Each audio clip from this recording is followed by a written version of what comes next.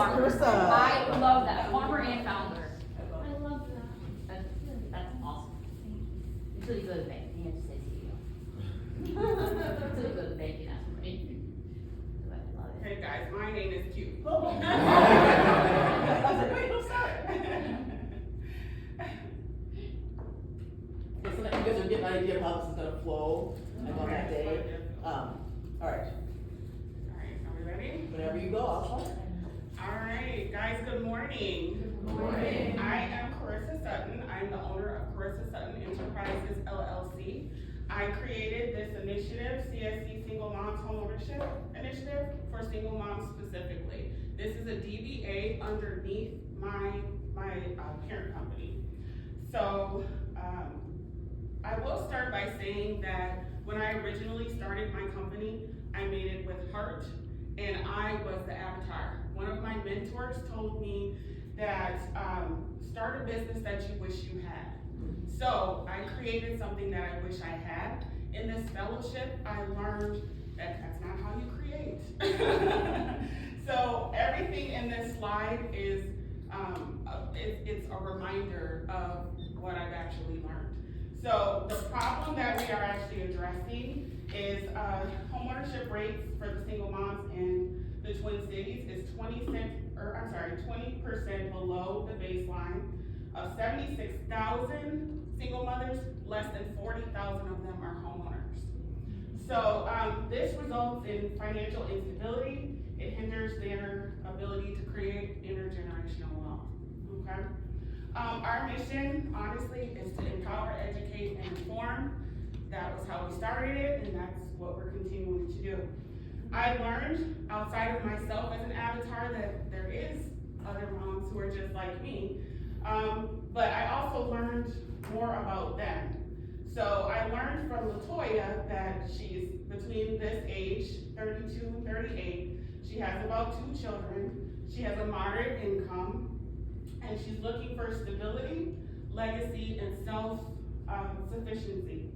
I also learned that because of that feedback, I know what she now needs, right? So what I created sort of works, but what I learned to do is build on to what I created. So we know now that she needs safety, security, and a trusted advocate. She doesn't need a realtor, she needs somebody she can trust. In the industry analysis, I learned a lot about that zero net worth barrier, which helped me figure out how to make high demand, specialized, high empathy guidance, in the process of making homeownership a little bit easier for moms to understand. Because she has not a lot of time, she's got a lot going on, so I need to be able to make a complex process really easy for her. I also learned that my competition is large nonprofit organizations, HUD counselors, and other realtors. What I did that became an advantage was I made some of these nonprofit partners my partner in creating my products. So then when we did our survey results, I found out that most moms don't trust lenders or systems.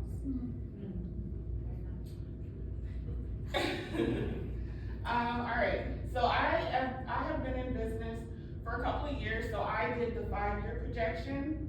My TAM was 672 million. The SAM volume was about 230 closings, which is 80.5 million. I'm looking at being in that 5-year round.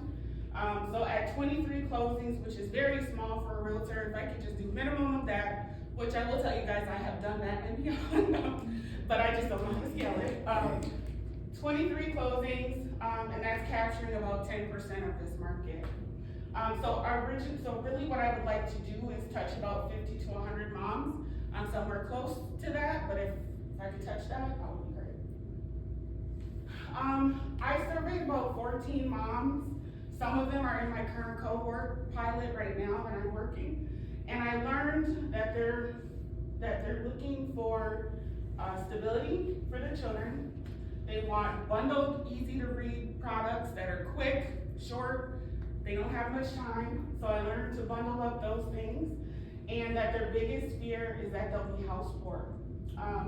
And then one of their biggest obstacles is down payment assistance.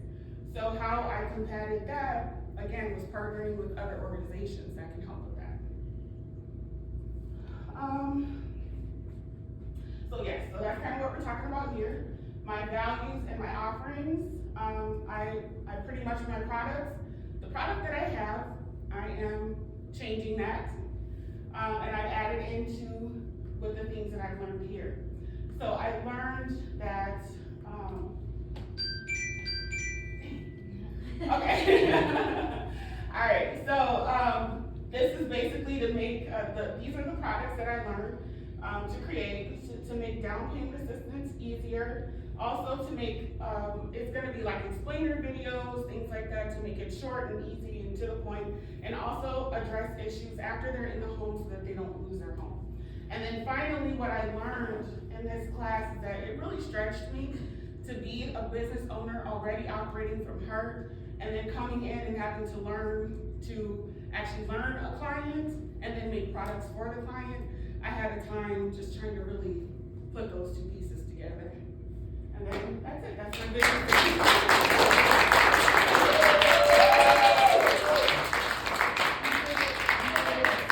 I'm gonna tell you guys, now this is the real me. If I'm talking from my heart, and I'm talking from like who I am, I can talk to you guys all day long. Mm-hmm. So what's stretching me right now in this class is learning this part. Yeah. This is the stretch. So any questions for me? Right there with you. Yeah. A mom? Yeah, first of all, great presentation and great mission, really love it. One of the questions I had was, based on the survey, has your offerings changed, tweaked? Did it change in any way based on that? Yes. So the 14 moms that did respond, we used that in that research, and I found that they wanted shorter, packaging. They didn't want to waste time with certain things. So that changed how I looked at my products completely. So all my services and products are different now. Why not single dads too? Because I'm not a single dad. So the business started with me and my purpose and what I can speak to. And our part of our mission is to educate, empower, and inspire. I don't know that I can speak to a single father and what he's gone through. So I leave that to someone else who has that story, and they can speak to the fathers. You mentioned scaling the business as your plan to teach this program to other realtors and have them implement it alongside you, or So what is your vision for the scaling? plan is to keep it within my organization and become a broker and hire a team around me, and then that would be incentivized for them to be able to help me teach the program and expand it. Eventually I can pull back and have my team do those things. And within that expansion, do you think there will be an opportunity to address single dads or other? Yeah, so I do partner with like Mad Dads and stuff like that, and those are the things down the road, Yeah. like as we build, they could take on something like that and speak to their fathers, Yeah. and we could do that. Are you working with just the ages 32 to 38, or do you work with? So, good question. So my avatar, I actually have 3 sets of avatars. So I have B2C, and 2 B2Cs. There's one from 28 to like 50 something. And what I've seen is that I usually get somewhere in that range, or usually 28 to 60s, has been the oldest person I've worked with. So what happened is really that validated what I've already been doing the last couple of years. So I got a lot of validation. Can your customer afford to buy a house?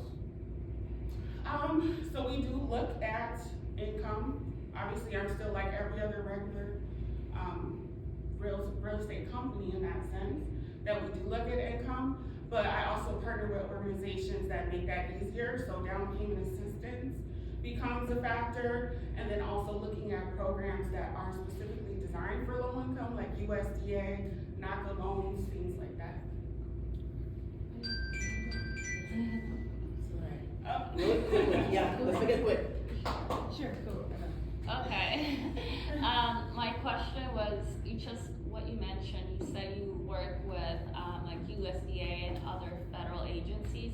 With a lot of things that have changed within the federal government, do you see any impact for your customers in the future? Well, actually, there is a change that just went into effect that the Fannie Mae loans are now not, stopping at a 620 credit score, which was preventing a lot of people from being able to purchase homes.